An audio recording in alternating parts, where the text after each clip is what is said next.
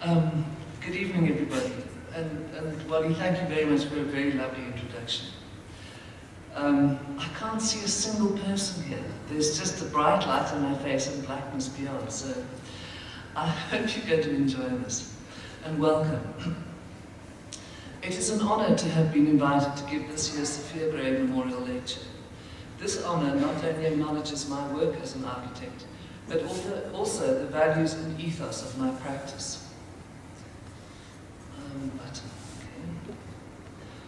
I am fortunate to come from a family of strong, talented, and often eccentric women, most of whom obtained degrees from tertiary institutions. It was therefore no particular surprise that I too became a professional. My practice has always unashamedly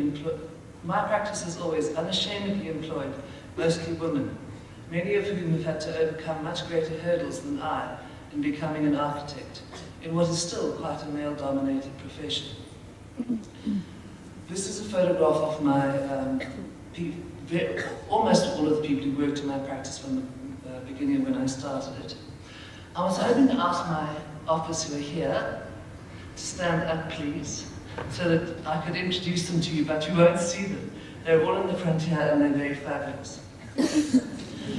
In the now nearly 24 years that KOA has been around, I have built some 150 odd buildings, an average of 6.25 per year. This excludes the design proposals, competitions, and other unbuilt work. Clearly, this would not be possible without the dedicated, committed, and enthusiastic efforts of all these people. The next few pictures are of our most recent luncheon at our newest office. And you can see from this that we not only work damn hard, but we also have a lot of fun. I also have, that was the lunch, an incredibly supportive and patient family. A special thank you to Paris and Paloma, who are both here this evening, and to Paloma's friend Tarika for also coming over as if you'd heard from me. My talk is entitled Architecture for Every Day. Not every day, every day. I will take you on an exploration of a selection of projects that I believe embody the idea of architecture for people, a philosophy of the ordinary. How, by using simple means, you can make the ordinary extraordinary. My practice of architecture is a deeply personal one. I engage with the client, the user, the people in my office, and the people on site. There is an emotional connection with the making of a space, or place, a direct response to the site and the brief. Architecture is also fun. It is not necessarily a labored, difficult thing. I love what I do. I enjoy making great big sensual sculptures, special experiences that change how people view the world. I am thrilled and excited by a new project, a good idea, a happy client or progress on site. For me, a project is a success if you can take a client on a journey so that the end result is much more than even their wildest dreams. And I don't build expensive edifices. The variety in the work is testimony to how important I believe it is to connect with your client. I learned early on to hear a client's comments, no matter how devastating, then to address their concerns. The end result is usually much better than the first attempt, which in the end may even seem clumsy. I will also show you spaces I have made for myself to live and/or to work in. These constructions for self, as I have called them, have often been testing grounds for me. Places where I can take risks I might not with a client. I love a building site, particularly my own. It is also, I think, good for my clients to know that I subject myself to the same chaos that they experience. I find this chaos thrilling. The first of these constructions for self was the Pineapple Republic. A pair of semis in Melville. My mum lived on the one side, my granny on the other, and I in the cottage. I did my thesis here, and later, after my granny died, I bought her half. Fashioned on a banana republic, and in response to the apartheid state I found myself living in, I established the Pineapple Republic, my escape in my fantasy world. I was the self-appointed president for life. Here I am in our national dress, and Albert was chief of militia. We had a national flag, and celebrated Independence Day every year on my birthday. It is here that I started my practice and my experimentation with architecture and buildings. I had my own team of builders and a Renault 5 for a bakkie. Recycling and reusing of materials was critical to keeping costs to a minimum and invention to a maximum. This was green building at its most practical and aesthetically pleasing. Warmth, colour, fun and experimentation were key ideas at the Pineapple Republic.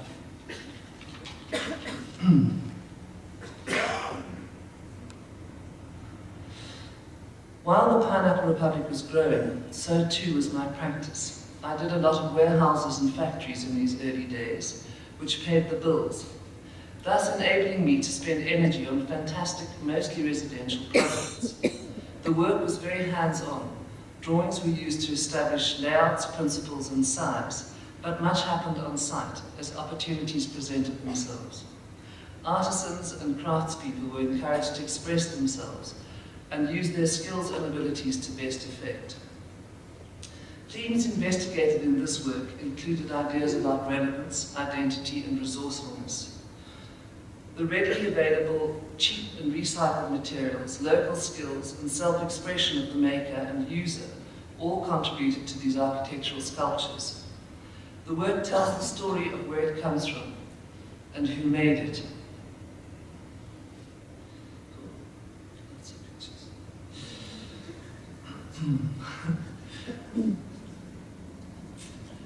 A special and important building I did during this time was the Art Therapy Centre in Soweto. The site is just down the road from the Regina Mundi Church, which was an important place of gathering during the apartheid era, and later one of the venues for the Truth and Reconciliation Commission. This building is about healing, a place where art is used to heal trauma, where language is a limitation. It is mostly children who come here. Many are victims of apartheid and the pressures of living in poverty. Some cannot speak. The building is conceived of as a giant sculpture. Merely on entering the building, the user is caused to reconsider their relationship to the environment. This environment is very different to anything they have previously experienced. But familiar materials are used so the building does not become alienating.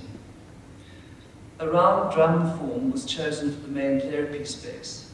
The idea being that everyone is equal and no one can get put in a corner.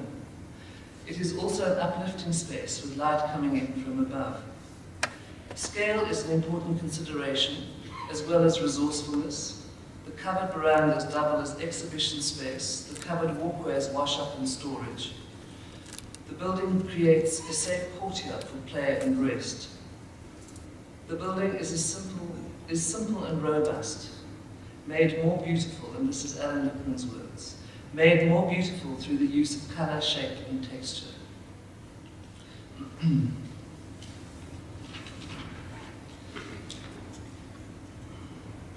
House study. The brief for this project was light, space and volume. Inspired this conversion of an ordinary suburban house into a home and office for a client's creative publishing empire. A lightweight timber frame structure was added on top of the existing house and triple garage. And a triple garage dug out below. Corrugated iron sheeting was chosen as cladding in reference to historic Melbourne. The curving roofline echoes the surrounding kopjes, while high-level windows allow the roof to float above the planes of the building. The balcony squeezes out between the columns to cover the entrance. The curving roofline echoes the surrounding kopjes. The box gutters over the entrance wall become roof lights, giving this space filtered light. Materials used are left in their natural state: sealed lead plasticine, galvanized sheeting, stainless steel, and stone from the kopje with accents of colourful mosaics. Different textures and colours, the interplay of light and colourful mosaics. Different textures and colours, the interplay of light and shadow, and the way curved geometries meet rectilinear ones, all add to the sculpted graphic quality of this house. Advantage is taken of distant views north to the kopjes and south to the city. Views east and west through the house create a greater sense of space and extend the inside into the garden. The building stands proudly on the ridge, sensuous and fun. The latter half of the journey from Cape Town to Pringle Bay is a spectacular winding road with a sheer cliff and sea below on the one side, and mountains rising up on the other.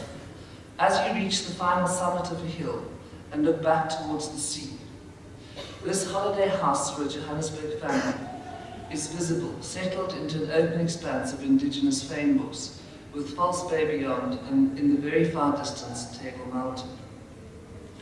The brief was to design a house that was easy and comfortable to use, and at the same time was imminently presentable to important clients. The result is a place where one feels connected to the earth, the sea, the mountains, and the sky. The house is tranquil and uplifting. Once you're there, you feel like you never want to leave. Climate, views, both near and far, and context have informed the design of the house. A series of courtyards create wind lobbies and protected environments for bad weather days. The building simultaneously addresses the almost 360-degree views of distant mountains and sea, as well as high-level views of near mountains and sky.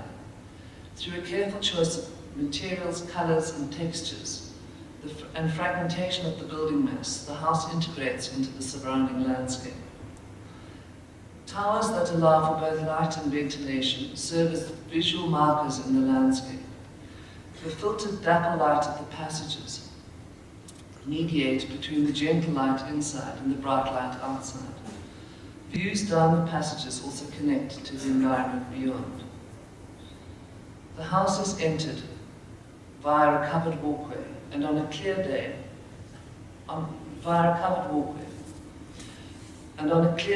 across False Bay, Table Mountain is visible from the entrance gallery. I was also commissioned to do the interiors, which involved an extraordinary coordination of artworks and interior goods from as far afield as Senegal to be delivered to a warehouse in Roodhoek. From here, 3 large, well-loaded trucks wound their way to the house. I then stayed in the house for a few days, hanging curtains, making beds, and arranging furniture.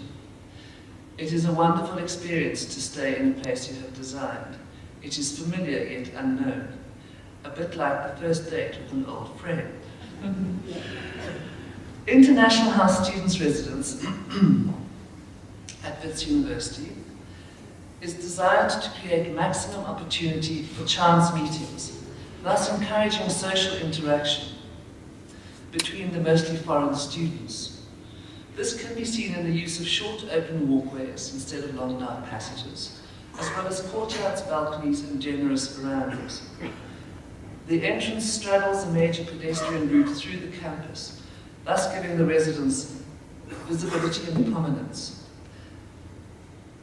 Staircases are not continuous, so to move from one level to another, you must move through a space, often a common room, again inviting interaction and participation. The park-like character of the existing site, with its jacaranda trees and terrace ground, was retained. The fingers of accommodation were designed to fit carefully between these existing trees, all of which were retained.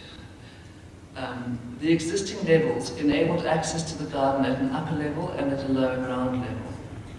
Colours were chosen to offset the surrounding purple flowers of the jacaranda trees and to create a cheerful, homely environment.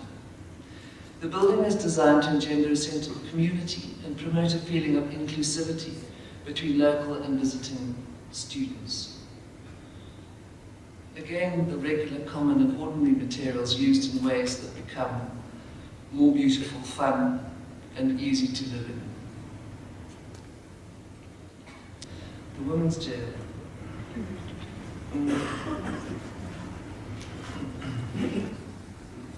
This was an extraordinary project and an incredible honor to have been able to work on this project. Here, an historic women's jail with a brutal past is transformed into a symbol of freedom. As part of Johannesburg's inner city regeneration initiative, Constitution Hill, which is what you can see here, a human rights campus was established. On the left is the women's jail, on the right, the Johannesburg Fort, and then in front of it, Leonida Masualle and Andrew Macon's building is the Constitutional Court, and then in the middle is number 4, or the Natives Prison, are all located on this site. The prisons, together with the new Constitutional Court, have become living museum and exhibition spaces. The women's jail was built around 1909, and it was considered a fine example of English prison architecture. However, it is better known as a place where women anti-apartheid activists were unjustly imprisoned. Through this project, the jail was transformed from a place of oppression and brutality to a place where human dignity is restored. Later additions to the jail were demolished to restore the significance of the original buildings, and courtyards and 2 new office buildings inserted to house human rights commissions, notably the Commission on Gender Equality. An architectural language was developed to create clarity between what were the original buildings and what the new interventions. Modern elements were juxtaposed against old, thus highlighting historic layers. The new buildings do not seek to imitate, they touch lightly the old buildings and retain the integrity of both existing and new. Entry into the 2 new office wings is via the main atrium and cell wings that house a commemorative exhibition. Thus, the prominence of the atrium is retained. The historic building is activated and becomes the interface between the public domain and private office space. The new buildings are designed in response to the building elements and scale of the existing structures. The first 2 stories, defined by the giant order colonnades, correspond to the wall of the existing buildings, the projecting 3rd story equating to the roof. This is in its early life, where it is still very shiny and silver, but that is all rusted into a very wonderful deep red oxide colour. The see-through lower level facades represent the transparency of our new democracy. This transparency also enables the original perimeter wall to be visually continuous and contain the courtyard spaces as before. The original awaiting trial building is retained and used to set out the new buildings. It is incorporated into the new East Wing offices, interrupting the new facade, thus accentuating its significance. You see that well in that image. The significance of the perimeter wall is accentuated by the 3rd story projection of each office building over the perimeter wall. This gesture symbolizes the contrast between the original space as a place of confinement and a new expression of freedom and democracy. The building quite literally jumps over the wall on a major east-west public route through the Constitution Hill campus, and thus introduces the idea of transformation at an urban level. Ex-prisoners speak emotively about the sky, an element over which the prison authorities had no control. The sky is the image used to pattern the screens that shield the sun and allow the office users to determine their visual privacy. The top 2 stories are clad with perforated corten sheeting with openings. The discs left over are stitched onto the lower level sliding screens, symbolic of the tapestries that the women were brought to do to pass the time. The rusted colour of the screens refers to the old red brick walls. That's Julian's third.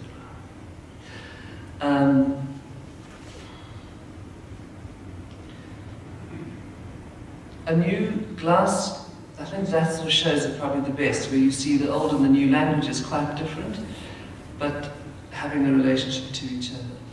And I think also that this building started a great interest for me in heritage buildings and in old buildings and how one can work with them in a contemporary way. A new glass-covered walkway bisects the exercise yard, where historically there was an iron fence.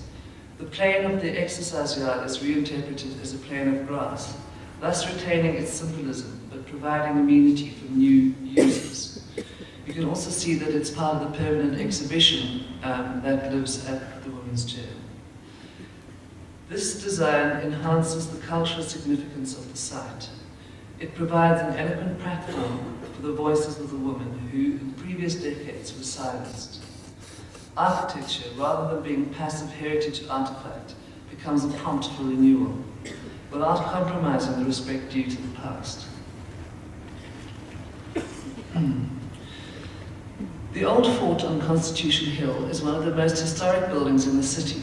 Its history is a cross-section of the history of the city and the country, from its early incarnation in the 1890s as a ZAR prison and fort, to a struggle prison where historic figures from Mandela to Gandhi were imprisoned. There were two main goals behind the restoration of the buildings. One was to prevent and reverse decay, preserving the building and its historic value, and two, to expose the many layers of history of the building and to make this history visible and available to the public. The process of the restoration was intensive and slow, a careful scraping away of layers with a sensitivity and understanding to what was of historical value. Historical artifacts were uncovered and catalogued, like a toothbrush and a razor blade found hidden in a window reveal. Foundations of demolished buildings were exposed and commemorated, and beautiful sandstone detailing discovered and preserved. The result of the project is not only the preservation of a heritage asset, but the creation of a valuable tourist asset for the city.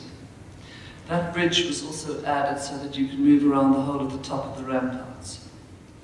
The transformation in recent years of a number of homes on 4th Avenue in Parkhurst into shops and small cafes is an interesting urban-suburban development that can be traced back to similar gentrification processes in other global cities such as London and New York. In Johannesburg, however, many of these converted houses still maintain a residential, closed-off relationship with the high street through their existing boundary walls and setbacks from the road. Our conversion addresses these issues by creating a more positive, vibrant urban edge, encouraging a direct and open relationship with the street. The existing facades of the two converted homes are maintained. Their adjoining garage is modified to form a third house, and the boundary walls removed. A continuous covered walkway extends from the face of the old houses across the pavement, straddling the private and public domains and inviting patrons to linger, look, and enter. The canopy runs along the length of the street, its dynamic folded shape reflecting the rhythms of movement on the street, simultaneously accommodating and accentuating the various heights of the different existing floor levels. Shop entrances are marked through the use of clear sheeting.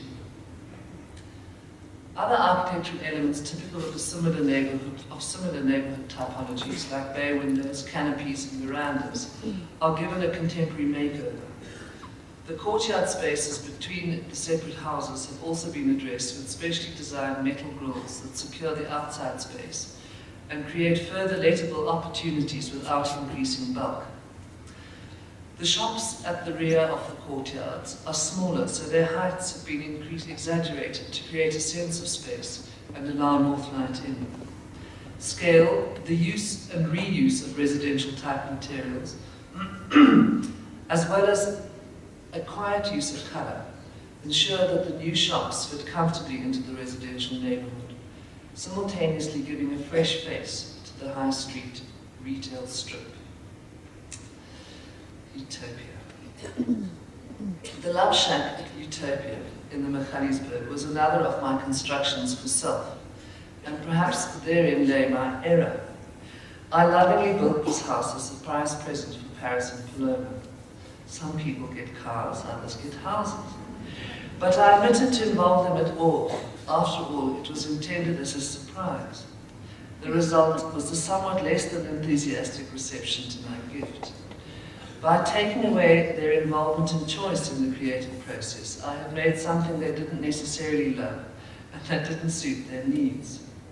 But all was not lost, and it did have some great features, like being completely off the grid and disappearing into the beautiful surrounding bush, And there, the three of us and our friends who borrowed it also did have some really fun times. Our house is another construction for self, but I'm pleased to say that this reconstruction of our house followed a more involved process, with a happier, involved and engaged process with Paris and Paloma, and a happier outcome than Utopia. This is where Paloma, Paris and I, the dogs, the cats, the many fishes now live. In the alterations to our existing house, I played the role of architect and was paid for my services by Paris, the client. We had an agreement that neither of us could make unilateral decisions. KOA prepared detailed drawings and sourced samples. We both attended site meetings which were minuted and formal payment certificates were issued. The net result was a lot more love in the house. We loved our secret house. It was an existing building, our sanctuary at the bottom of the panhandle site surrounded by trees. The stone walls, knotty pine ceilings, and expanses of sliding timber doors and timber and glass doors of the 60s ranch-style house. We loved its character. But many of the rooms were too small, the bathrooms badly arranged, small and dark, and there were no decent cupboards. We needed a separate space for children and a veranda that was weatherproof. The house also felt a bit short. So we raised the front half of the roof to allow north light in and a view of the sky. We moved the glass walls out and the passageway over. Skylights were added to wash the stone walls with light and brighten the bathrooms. And we created a luxurious master suite. The quiet natural palette of materials was chosen, many of which were already there: slate floors, stone walls to match, raked unpainted plaster. This is a family home, well loved and well lived in. The first images the client gave me as inspiration for their house were all pictures of beautiful wooded gardens. Thus, the idea of the integration of building and landscape has, from the beginning, underpinned the thinking behind this house. Ideas of solid and void, or built and landscape. The result is a calm, elegant house set in a leafy suburb of Johannesburg, where inside and outside integrate completely. The view from the road is understated, with the greater volume of the house being well inside. The entrance gate is made of steel cutouts of an image of a forest, to suggest garden rather than security bars. The shifting planes of the building are painted a graphite colour, causing them to merge with the neighbouring trees. One enters the actual house through a forest of gum poles, some inside, some outside, all about 7 meters high. Glass makes closure, so the lines of outside and inside are blurred. The ceiling of the space has rafters placed at various angles. Composite board on the top has small skylights at random positions, allowing shafts of light in, all to emulate a leafy forest canopy. The entrance hall narrows to one end, accenting the perspective and therefore the density of the forest. The entrance hall is flanked, that's looking back at the entrance and the kind of trees beyond, the idea being that the trees inside and the trees outside kind of merge. That's the forest canopy. The entrance hall is flanked by 2-story buildings, the lower level housing public spaces like living, dining and kitchen, and the upper stories housing bedrooms and bathrooms. Large timber and glass doors slide away to allow spaces to open to the garden. The gentle twisting of angles and layers of space, courtyards between parts of the building, and the light that falls from seemingly endless variety of sources, again integrates the inside and the outside. The main garden is dominated by a 25-meter-long biopool with a series of stepped reed beds. Some of the gum holes of the forest that hold up the patio step into the water of the pool. Miriam, the owner, speaks of her house as being cozy for one and big enough for many. And I think that really is its success, so you never feel like you're wandering around it, but it's got plenty of space. House on the Sori. This project involved a fairly substantial alteration to an existing house for West African clients to create a family home for them and a clean contemporary canvas for their collection of art, furniture and textiles. The key intervention was to insert an axial gallery running the length of the plan from the entrance and opening up to the park-like garden in the north. The axis borders the internal spaces into two wings, a bedroom wing to the one side and the living spaces to the other. The bedroom wing retains the proportions of the existing house with smaller, more intimate rooms. The entrance to the house is carefully controlled through a series of courtyards in reference to traditional West African homesteads, which have a tightly managed degree of privacy. This also creates opportunities for drama and delight that exploit the constraints of the existing house. That is the entrance gallery. In the living room, the external walls and existing openings were retained and a new, higher-pitched roof added to create a tall, generous volume containing a series of interleaving rooms. Sliding barn-like doors can be opened up and closed off as required. The ordering and clarity is carried through in the use of materials and colour. Externally, the walls are a dark graphite, chosen to offset planting, with splashes of bright colour to the soffits of the slabs. Internally, pale walls, floors and ceilings create a light monochromatic backdrop to their art and furniture. Climatically, the house works simply for easy family living. It is cool in summer with large glazed doors and windows that slide away, opening up the house to the garden and maximum airflow. In winter, the doors close up, but let in north light to warm the spaces. This is now moving towards the bedroom wing. Light enters the house from a variety of windows and skylights, enabling one to be constantly aware of the movement of the sun and the changing of the seasons. The first stage of this next project, called Gabriel's Garden, the first part of this commission was to restore the 1930s heritage house, now a national monument, on the Westcliff Bridge in Johannesburg. So that was the first aspect of what was on its way. Then the addition of a garden pavilion as a home office followed. And that is the focus of what I will talk about, which is at the top of the page, even though it's at the bottom of the site. This new pavilion is conceptualized as a landscape, as part of the language of the garden. Garden and building interchange, reflecting and framing each other. The pavilion, so if we just go back to that plan, so it's at the top of the page, which is one of the lower levels of this property. So the pavilion is sited on the lowest garden platform of the property. It consists of two rectilinear forms that nestle against, but do not touch, the existing rubbed stone retaining walls. So there I am sitting in the garden looking back up at her house, and you can see this is the same client who had the wavy roof, and I think that's a very wonderful thing of having been around doing architectural work for a certain amount of years, that you get to meet the same clients again and do different projects with them, and there's a wonderful kind of familiarity or comfort with each other. So I think it gives you much greater scope, if you like, as an architect with a client who trusts you. The pavilion is sited on the lowest garden platform of the property. We've done that. These existing garden walls become the edges of the new building, so it ramps up and then back down again.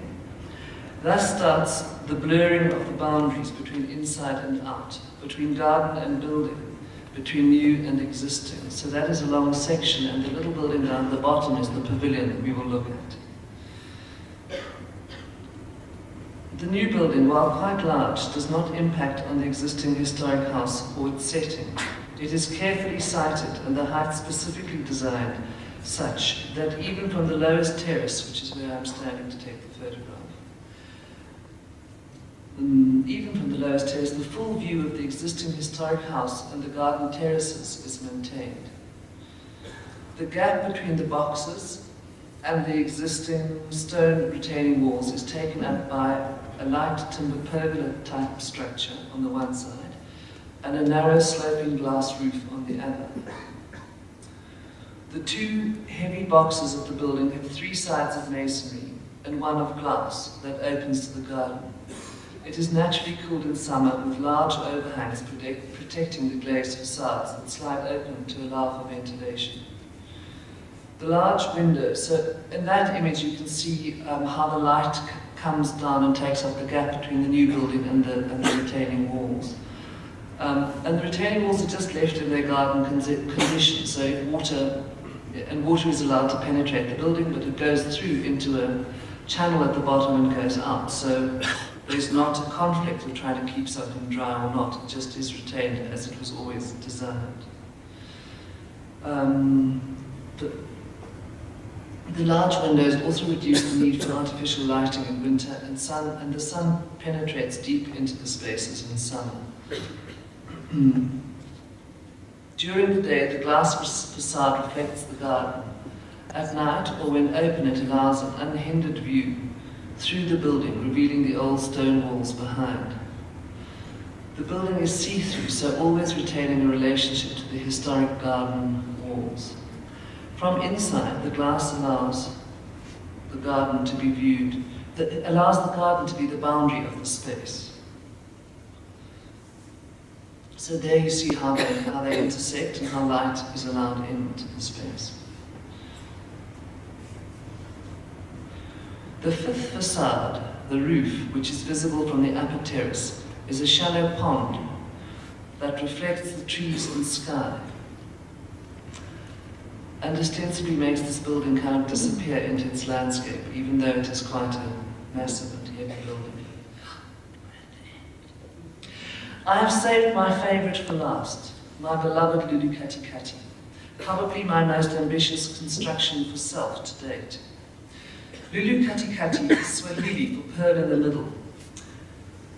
It is a jewel of a house on a leftover sliver of land at the end of the high street, a site too steep to be a road, located in the middle of the suburb of Melville, Johannesburg.